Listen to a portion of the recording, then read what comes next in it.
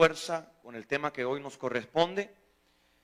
Hemos estado hablando de los tiempos proféticos a través de la vida de Jeremías. El día martes estuvimos hablando de la vida de Ezequiel y ayer estuvimos hablando del profeta Daniel. Hoy nos corresponde hablar acerca de uno de los dos profetas finales. Ambos profetas que voy a mencionar tanto hoy y mañana fueron contemporáneos. Ellos vivieron una etapa en la vida de Israel muy similar. Prácticamente la Biblia los menciona como compañeros en el ministerio. Y es algo interesante cómo estos dos profetas es quizás uno de los pocos casos donde vemos tanta similitud y tanta cercanía entre dos profetas, y cada uno de ellos también tiene su propio libro. Pero el comienzo de la historia de estos dos hombres, curiosamente, no surge en el libro de alguno de ellos, sino más bien en el libro de Esdras. Pero antes de ir a la palabra para hablar de estos dos personajes, primero quisiera hacer un recuento pequeño, breve, de lo que hemos hablado con relación a Jeremías, donde mencionamos que este profeta nos habló de 70 años de cautividad, 70 años de esclavitud que vendrían sobre la tierra de Israel. El imperio babilónico sería el encargado de traer esta esclavitud, aunque luego los medos persas también serían los que estarían con el yugo sobre Israel.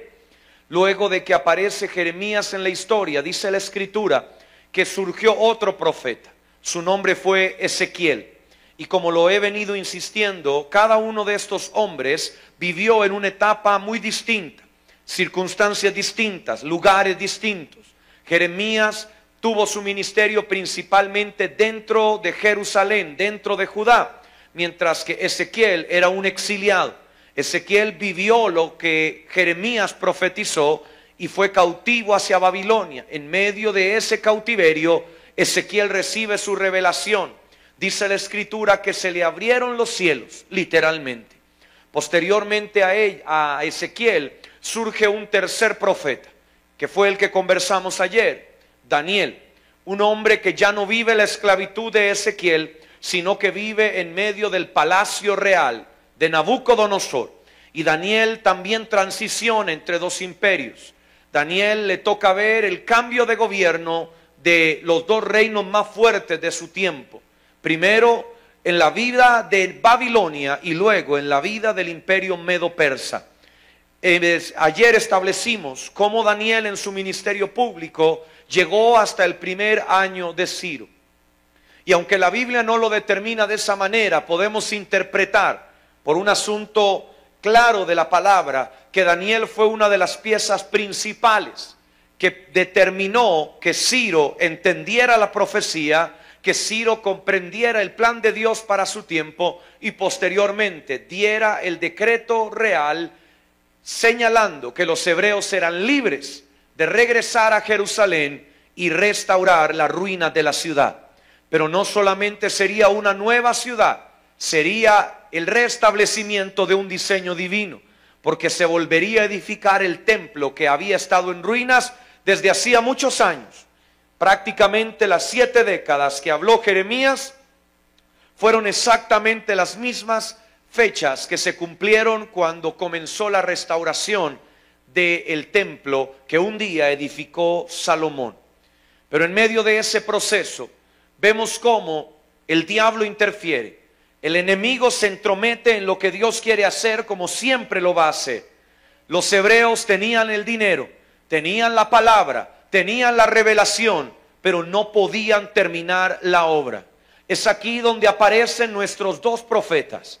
En medio de una circunstancia caótica, en medio de una circunstancia donde Israel lo intenta, tiene los recursos, pero no puede lograrlo. Yo quiero que usted vaya al libro de Esdras, capítulo 4, versículo 1, para que usted y yo podamos percibir cuál era el ambiente que en aquel momento reinaba en Israel. No era una situación ideal, como hubiéramos imaginado que Ciro iba a provocar con el decreto real, sino por el contrario, las cosas buenas siempre van a levantar celos. Las cosas buenas que Dios haga contigo van a provocar que surjan enemigos y tenemos que estar preparados. ¿Alguien dice amén? Dice la Escritura, Cuando los enemigos de Judá y de Benjamín oyeron que los que habían vuelto de la cautividad edificaban un templo a Jehová, Dios de Israel, fueron a ver a Zorobabel y a los jefes de las familias y les dijeron: edifiquemos con vosotros, porque con vosotros buscamos a vuestro Dios, y a él ofrecemos sacrificios desde los días de Esar Adón, rey de Asiria, que nos hizo venir aquí. Zorobabel, Jesúa y los demás jefes de las casas paternas de Israel dijeron: no nos conviene edificar con vosotros la casa de nuestro Dios, sino que nosotros solos la edificaremos a Jehová, Dios de Israel, como nos mandó Ciro, rey de Persia. Aquí hay algo interesante y es muy característico de la cultura hebrea. Ellos comen, edifican, hacen familia, pero todo lo que es íntimo nunca lo comparten con los que no son judíos. Y en esta particular situación aparecen en medio de las ayudas que pudieron haber recibido algunos que querían trabajar con ellos en la edificación del templo. Sin embargo, los líderes de Israel, los líderes de Judá les dijeron: no queremos su ayuda, no la necesitamos. Seremos nosotros, los hijos de Dios, los descendientes de Abraham, los que restauraremos la templo. Esto espiritualmente representa como una nación, aún en medio de la necesidad de ayuda, de recursos y aún de poder, no se doblega delante de ofrecimientos ni tentaciones diabólicas, sino que permanece firme de una sola pieza bajo los principios y la ley de Dios. Los hebreos probablemente encontrarían más fácil decir: claro, ayúdenos. Necesitamos manos para traer piedra, necesitamos manos para traer madera. Los hebreos en ese momento no eran los poderosos y acaudalados del imperio medo-persa, eran los esclavos, los miserables, los exiliados. Y a pesar de eso, ellos sabían a lo que Dios los había llamado. Como hijos de Dios, nuestro presente no determina nuestro futuro. Si el diablo hoy quiere susurrarte al oído para hacerte caer, tú tienes que recordar que el plan de Dios sobre tu vida, aleluya, es mucho más grande que lo que el diablo pueda pensar de ti. Entonces la gente del país intimidó al pueblo de Judá y lo atemorizó para que no siguiera edificando. Sobornaron además contra ellos a algunos consejeros para frustrar sus propósitos. Durante todo el tiempo que Ciro fue rey de Persia y hasta el reinado de Darío, también rey de Persia. Vemos aquí cómo durante un proceso que involucra 4 gobiernos más, después de los que ya hemos visto, los enemigos de Israel se ensañan contra la edificación del templo. El Darío que se menciona acá no es el Darío del tiempo de Daniel, es otro Darío. Y vamos a ver cómo luego de Ciro aparecen 2 reyes más. Usted los conoce, están en la Biblia. Y estos reyes, al igual que Ciro, reciben cartas de los enemigos de Israel tratando de traer chismes, mentiras, calumnias para que se detenga la obra. El diablo sabe cuando un pueblo está edificando y el diablo teme cuando un pueblo edifica, porque sabe, aleluya, que cuando la obra esté terminada, la gloria del Señor estará ahí. El diablo estaba preocupado porque había peleado durante muchos años para conseguir que el pueblo hebreo fuera un pueblo idólatra, un pueblo pagano, un pueblo adúltero, un pueblo fornicario, pero estaba viendo delante de sus propias narices la peor derrota que jamás imaginó, de manos de un gobernante pagano. Y dice la Escritura: en el reinado de Asuero, al principio de su reinado, escribieron acusaciones contra los habitantes de Judá y Jerusalén. También en días de Artajerjes escribieron Bislam, Mitrídates, Tabeel y los demás compañeros suyos a Artajerjes, rey de Persia, y la carta estaba escrita en arameo y traducida. Primero aparece Ciro y da un decreto a favor de Israel, pero en su mismo gobierno los enemigos impiden que la obra se termine. Luego se nos habla de Asuero, el mismo rey que gobernó en el tiempo de la reina Esther. Y usted conoce la historia. Se levanta un hombre contrario al corazón de Dios que busca asesinar a todos los judíos. El primer gran holocausto que iba a tener lugar en la historia. Pero Dios impide que la mano de los enemigos de Dios toque a su pueblo. Pero luego un tercer rey, el rey Artajerjes del tiempo de Nehemías, también recibe información falsa para impedir la obra de los hebreos. Y si usted es curioso, seguirá leyendo y se dará cuenta cómo ahí mismo en el texto de Esdras se narra la historia de Artajerjes y los enemigos de Israel. Y cómo al recibir la información este gobernante medo-persa, él da una orden, un decreto contrario al que Ciro había dado. Y entonces los enemigos de Israel, con el decreto real en su mano, fueron a golpear violentamente a todos los que edificaban en la casa de Dios. Cualquiera pensaría que este era el mejor panorama para los hijos del Dios Altísimo. Pensar que el decreto real de Ciro era el final del proceso solamente era un espejismo. Porque el comienzo de las peores luchas de Israel estaba comenzando. Ahora no sería una lucha por ser libres. Ahora sería una lucha contra sí mismos. Una pelea para encontrarse con el Dios verdadero, con el Dios de sus padres y poder comprender que el tiempo de la edificación había llegado. En medio de esta historia surgen dos profetas. El profeta Zacarías y el profeta Ageo. En el capítulo 5 de Esdras, versículo 1, nos dice textualmente: profetizaron Ageo y Zacarías, hijo de Ido, ambos profetas, a los judíos que estaban en Judá y Jerusalén, en el nombre del Dios de Israel, quien estaba con ellos. Entonces se levantaron Zorobabel, hijo de Salatiel, y Jesúa, o también traducido Josué, hijo de Josadac, y comenzaron a reedificar la casa de Dios que estaba en Jerusalén. Junto a ellos estaban los profetas de Dios que los ayudaban.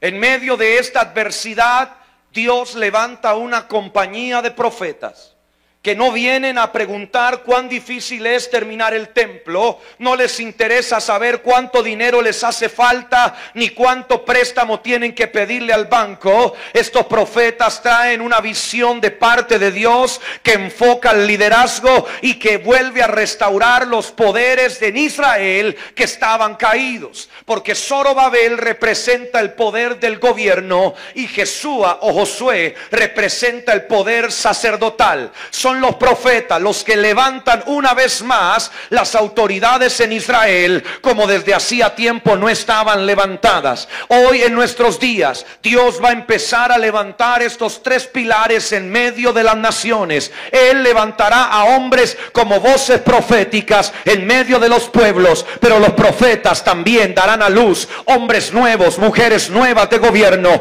que le harán entender a las naciones cuál es el camino. Pero junto con esos hombres y mujeres de gobierno, Dios también volverá a levantar el sacerdocio, la verdadera adoración, la verdadera pasión por su presencia. Gente, como dice su escritura, que son adoradores en espíritu y en verdad.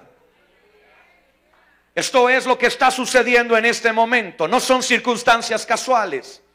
Y Zacarías y Ageo se toman la mano, se olvidan de las diferencias, de lo que puede separarlos, porque encuentran que al final del camino hay un sentido común, hay una meta común.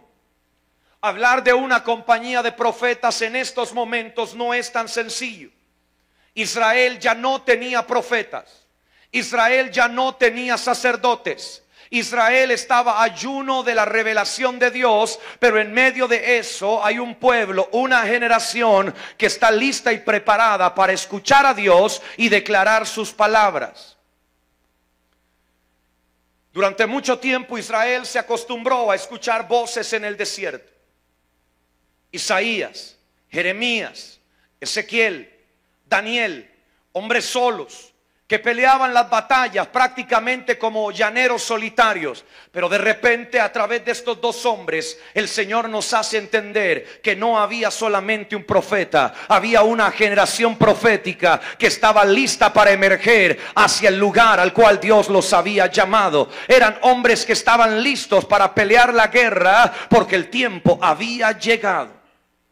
Cuando aparecen estos dos profetas en la historia, Israel no tiene nada, solamente mucho dinero y unas cuantas cosas edificadas. Pero no tienen el sacerdocio establecido, no hay levitas adorando, no hay gobernantes que puedan guiar al pueblo. Pero estos profetas empiezan a tirar líneas, empiezan a trazar diseños, empiezan a hablarle a Zorobabel, empiezan a hablarle a Josué, los empiezan a ubicar, los empiezan a posicionar, le dan sentido a su ministerio, les quitan los harapos, como en el libro de Zacarías que veremos más adelante, donde se habla de Josué como un hombre que parecía un mendigo, que llegó delante de la presencia de Dios como un miserable. Pero Dios le dio una orden al profeta: dile a Josué que nunca más será un desterrado, que nunca más será un miserable, que yo no lo veo como un vil pecador, sino por el contrario, hoy yo lo he visto con ropas de gala, así como el Rey de Gloria hoy te viste con esas vestiduras nuevas y resplandecientes. Que el diablo un día te haya querido meter bajo el cepo o el hoyo no significa que el plan de Dios haya caducado. Y quiero hablarte precisamente de la vida de Zacarías esta noche. Y mañana hablaremos de la vida de Ageo. Pero antes de entrar en la palabra con relación a Zacarías, quiero contextualizarte con alguna lectura. La mayoría de los profetas vivieron antes de que Dios castigara a los judíos con el exilio en Asiria y Babilonia, en el actual territorio de Irak, de manera que les advirtieron a los judíos lo que les ocurriría si no dejaban de pecar. Sin embargo, hasta esos profetas ofrecían esperanzas a los judíos, con la promesa de que un día Dios los traería de regreso a casa. Zacarías vive después del exilio. Los judíos ya están de regreso en su tierra, reconstruyendo la nación. Pero 18 años después del regreso siguen teniendo una vida muy dura. Viven a la sombra de otra superpotencia, Persia.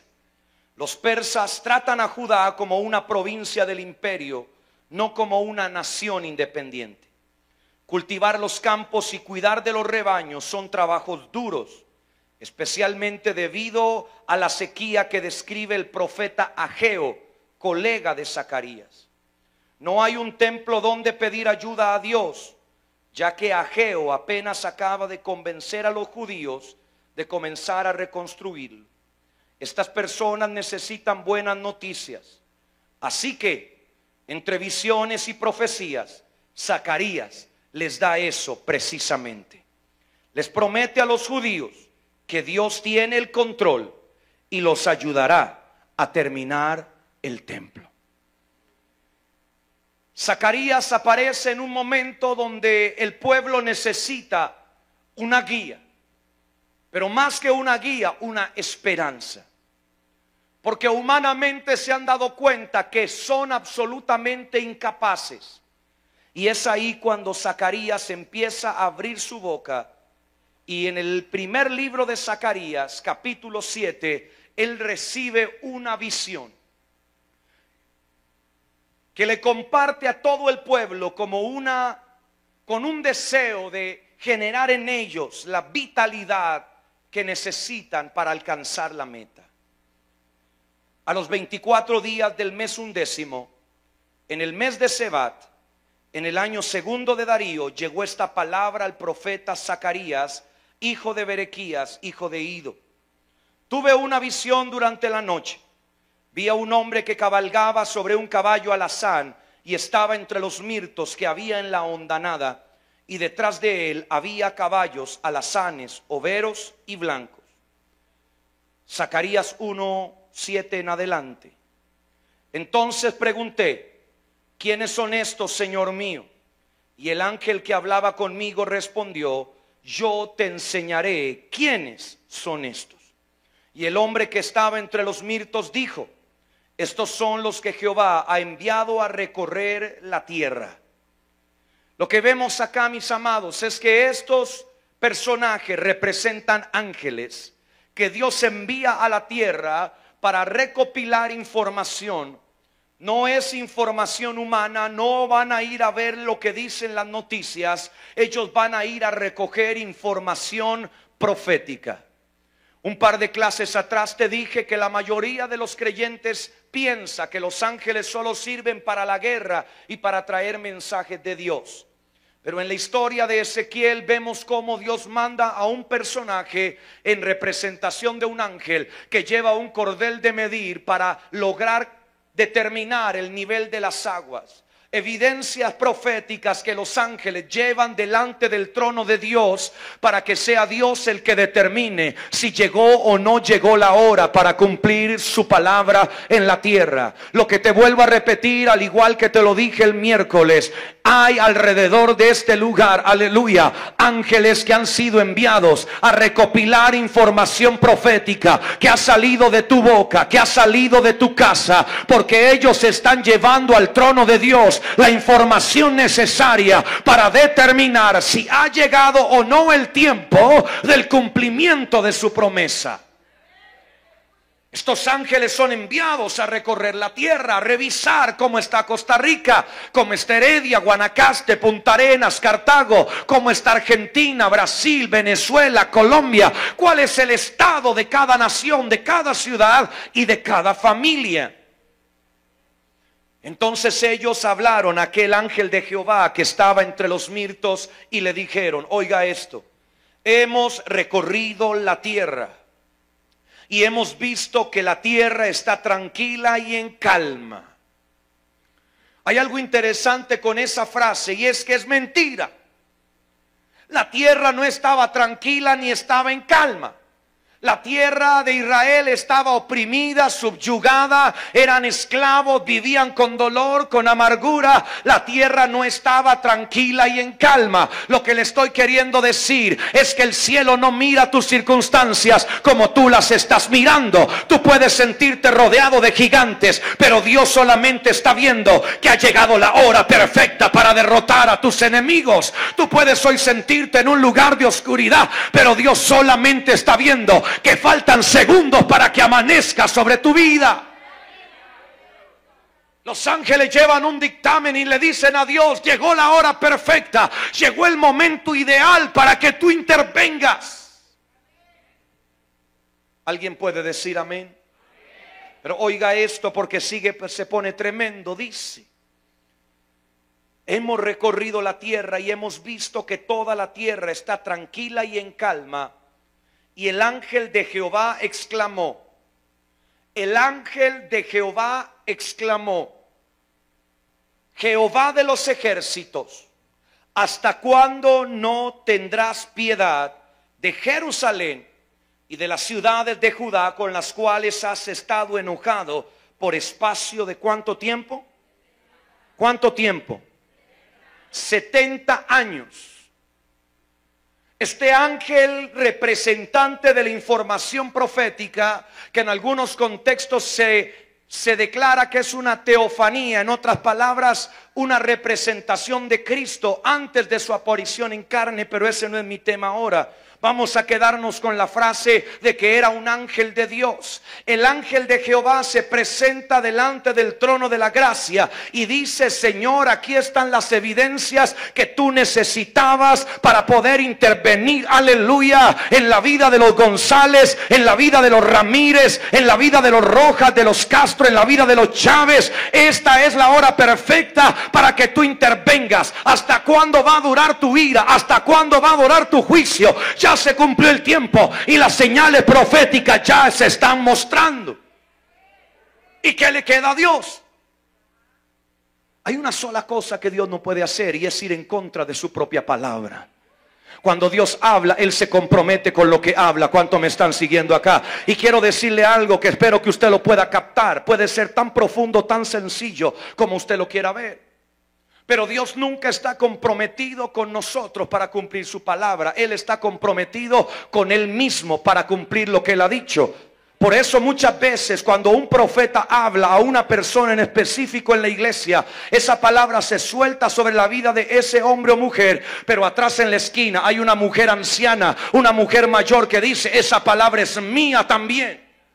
Y cuando pasan los años, esa palabra sobre esa persona en particular nunca se cumplió. Pero aquella mujer anciana que no tenía expectativas ni estaba en la lista de los hombres, se le cumplieron cada una de esas palabras. Porque Dios no se compromete con nosotros, que somos seres limitados, seres pecadores, seres débiles. Él se compromete consigo mismo para cumplir lo que Él ha dicho. Entonces, cuando Él va a cumplir su palabra, Él no se pregunta si tú estás listo o no estás listo. Él revisa los documentos proféticos que testifican y hablan de que ya llegó la hora del cielo para venir sobre la tierra. ¿Sabe qué significa eso? Que todavía hay esperanza. Eso significa que tú puedes estar en tu lecho de muerte y ver el mayor milagro de tu vida. Eso significa que Simeón, aquel anciano mayor, aquel profeta viejo que estaba en el templo esperando que Jesucristo apareciera sin saber su cara, sin saber cómo sería su cuerpo, él solamente descansaba en la palabra y esperaba con los ojos agudos en el horizonte, porque él sabía que tarde o temprano Dios cumpliría lo que le había dicho. Y un día, aleluya, aquel niño que había sido perseguido por Herodes, que había sobrevivido al peor asesinato de niños de la historia, empieza a entrar por el templo, aleluya, de brazos de sus padres. Y aquel profeta que había permanecido en la palabra, que ya no parecía estar en la lista de candidatos, empieza a glorificar al Rey de Gloria, aleluya, porque está siendo testigo del mayor milagro de la humanidad. Ese es nuestro Dios. Y dice la palabra que el ángel se presenta delante de Dios. Yo me quiero imaginar eso, hermano. ¿Cuál angelito de la guarda? Aleluya. Este ángel es un ángel inteligente. Es un ángel que entiende que no es que va a estar a nuestro favor en cualquier circunstancia, pero va a estar a favor nuestro. Aleluya. El ejército de los cielos, cuando el cielo empiece a alinearse con la tierra. Aleluya. Y es entonces que el ángel empieza a clamar para que la palabra se cumpla. Y entonces dice: Jehová dirigió palabras buenas, palabras de consuelo al ángel que hablaba conmigo. Entonces el ángel que hablaba conmigo me dijo, me encanta esta palabra, porque hay tiempos para orar. ¿Cuántos decimos amén? Pero hay tiempos donde Dios no te necesita orando, te necesita proclamando, te necesita decretando, te necesita profetizando. El tiempo que estaba viviendo Jeremías no era para ponerse de rodillas y empezar a decirle: Señor, sácanos de este cautiverio. Dios no necesitaba en ese momento esa clase de intercesores. Necesitaba gente profética que tomara la palabra que le estaba siendo revelada en visión y empezara a proclamarlo como si fuera una verdad.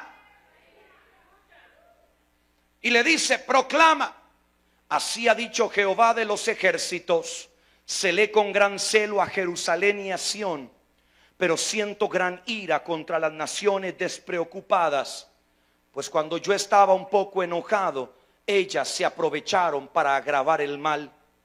Por tanto, así ha dicho Jehová, me vuelvo a la casa, aleluya, de los González, de los Ramírez, de los Fernández. Me vuelvo, aleluya, a esa familia con misericordia, porque en esa casa, en ese hogar, aleluya, será edificada la casa del Rey de Gloria. Y la plomada será tendida sobre esa casa. Proclama también: así dice Jehová de los ejércitos, aún rebosarán mis ciudades con la abundancia del bien. Aún consolará Jehová a Sión y aún acogerá a Jerusalén. Si yo soy una persona profética, entiendo que las profecías han ido cambiando de acuerdo a los tiempos. Pero si yo soy una persona religiosa, nunca voy a poder entender cómo el Dios que manda rayos y centellas de decir 70 años de cautiverio cautiverio puede transformarse en este Dios que me dice que ha llegado la hora de mi abundancia, que ha llegado la hora de mi restitución. Yo no sé si usted me está siguiendo. Quiero que comprenda que el mensaje profético de la iglesia ha sido transformado, que usted y yo no estamos hablando cosas positivas solamente porque hay gente que con esos argumentos quiere votar lo profético. No es ser simplemente positivo, es ser tan agudo en el espíritu que vamos a entender que nuestro Dios viene avanzando sobre la tierra. Nuestro Dios viene haciendo caminar a la iglesia en una dirección tan poderosa que ya hoy no estamos hablando de miseria ni desgracia. Ahora estamos viendo la mayor, aleluya, ola de milagros y restitución que jamás hemos visto. Entonces, vuelvo a repetir lo que le dije. Aquí no es que somos ignorantes, es que somos buena gente. ¿Cuánto me están oyendo? Porque hay gente que cree que predicar estas cosas o hablarlas ocupa un auditorio con muy poco sentido común. Hay gente que cree que entrar en lo profético es solo para gente que está buscando una moda de doctrina. Cuando lo profético, dice la Escritura, que es lo que mueve lo nuevo de Dios para la tierra.